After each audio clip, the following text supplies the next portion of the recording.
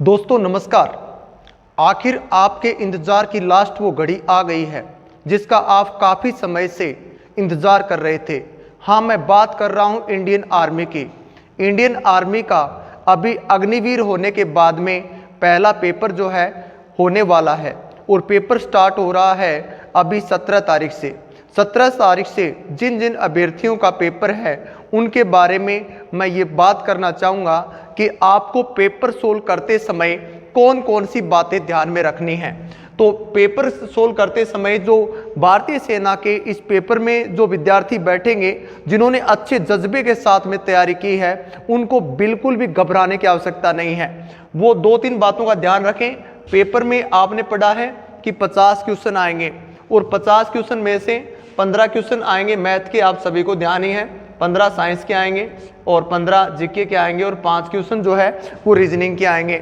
अब सबसे इंपॉर्टेंट बात इसमें यह है कि मुझे प्रत्येक अभ्यर्थी ये सोच रहा है कि मुझे कितने क्वेश्चन सोल्व करने चाहिए। तो देखो, सबसे पहले मैं आपको ये बताना चाहूँगा कि आप बिल्कुल मत घबराना। अब की बार जो है पेपर काफ़ी बनेंगे और जब पेपर ऑनलाइन होता है तो उसके काफ़ी सेट तैयार होते हैं, क्योंकि पेपर अलग अलग पारी में चलता है और 5-6 दिन परीक्षा चलती है, इसलिए 15-20-30 सेट बन जाते हैं पेपर के। तो जब 15-20 सेट पेपर के बन जाते हैं तो आपको ये सबसे पहले ध्यान रखना है कि पेपर का लेवल बहुत हार्ड होने वाला है। पेपर हार्ड आएगा, ये बात आप सोच के जाएं पहले से। वहाँ पे बिल्कुल न घबराएं। आपको केवल और केवल एक बात का ध्यान रखना है, आपका सिलेक्शन सुनिश्चित जब भी होगा जब आप ऋणात्मक उत्तर माइनस मार्किंग से बच जाएंगे।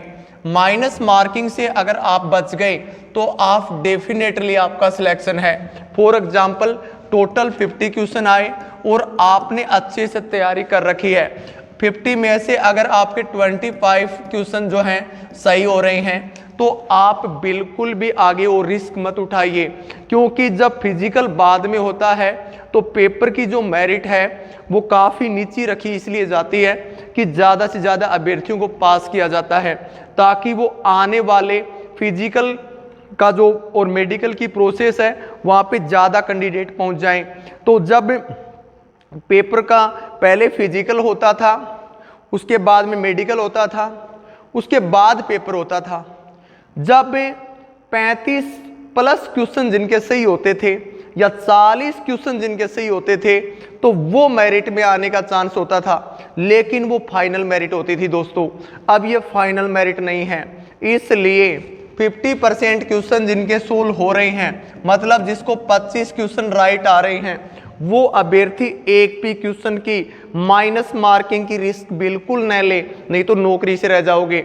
ये फॉर्मूला जिन्होंने अपना लिया है वो डेफिनेटली फिजिकल के लिए बुलाया जाएगा, फिजिकल में अच्छा स्कोर करेगा तो डेफिनेटली उसका सिलेक्शन होना स्वाभाविक है। इसलिए इंडियन आर्मी के जिन अभ्यर्थियों का अभी पेपर है वो अभ्यर्थी ये दिमाग में सोच के जाएं कि पेपर बहुत कठिन आने वाला है और कठिन पेपर में मेरे को उतने क्वेश्चन करने हैं जितने क्वेश्चन आ रहे हैं। ये रिस्क, अगर आपने ये फॉर्मूला नहीं अपनाया है तो आप पछताओगे फिर, क्योंकि मेरिट नीची रह जाएगी पेपर की और ज़्यादा अभ्यर्थी पास होंगे। तो 30 क्वेश्चन सही वाले, 25 क्वेश्चन सही वाले भी हैं, वो पेपर में पास कर दिए जाएंगे फिजिकल के लिए। और जैसे आपको 25 क्वेश्चन सही आ रहे थे, 50% क्वेश्चन आपको सही आ रहे थे और आपने 35, 40 या 45 क्वेश्चन करने का टारगेट ही ले लिया है तो आप डेफिनेटली गलत दिशा में जा रहे हैं, असफलता की दिशा में आप जा रहे हैं। अगर आपको 50 में से 40 आ रहे हैं बहुत अच्छी बात है, 50 में से 35 आ रहे हैं अच्छी बात है, लेकिन आपको 25 ही आ रहे हैं तो भी आप 25 करने के बाद में रुक जाइए, अपने पेन को रोक लीजिए, नहीं तो नौकरी से रुक जाओगे। इसलिए मैं सभी अभ्यर्थियों को बेस्ट ऑफ लक बोलना चाहूँगा। इंडियन आर्मी के उन अभ्यर्थियों को जो अभी 17 तारीख से पेपर देने वाले हैं और उनके लिए डेफिनेटली यही बात करूँगा कि उतने ही क्वेश्चन करें जितने क्वेश्चन उनको आ रहे हैं। लास्ट एक बार फिर ये बात रिपीट कर रहा हूँ कि एक भी क्वेश्चन की रिस्क नहीं उठाना है, डेफिनेटली सिलेक्शन सुनिश्चित है। आप सभी को बेस्ट ऑफ लक, धन्यवाद।